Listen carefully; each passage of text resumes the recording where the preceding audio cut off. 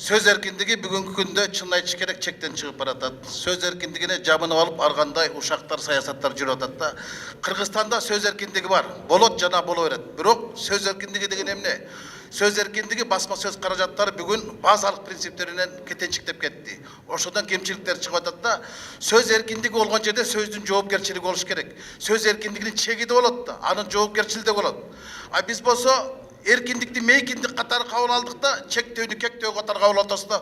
Бул туура эмес. Бул туура эмес дегеним мындай, басма сөз эркиндигине басым болуп жатат, тиге кысым болуп жатат дегендин баардыгы мыйзам менен жөнгө салынбайт. Ал адамдын асыл сапаты бул адамгерчилик. Адамгерчиликтин эң жакшысы бул жоопкерчилик. Бизде жоопкерчиликтин жогунан адамгерчиликти издеп атабыз да.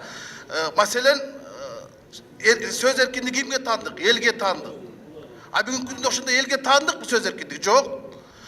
Анткени басма сөз каражаттарын баары байларга таандык. А сөз эркиндиги элге таандык. Анан каяктагы эркиндик, анан каяктагы мейкиндик. Ошондуктан мына жылкы алып атпайбыз сөз эркиндиги боюнча депчи. Кереги деле жок. Мына өткөндө деле бир кайрылуу деп атасыздар. Мен ошол кайрылууну окуп көрдүм. Ал кайрылуу менен кайгыруу экен.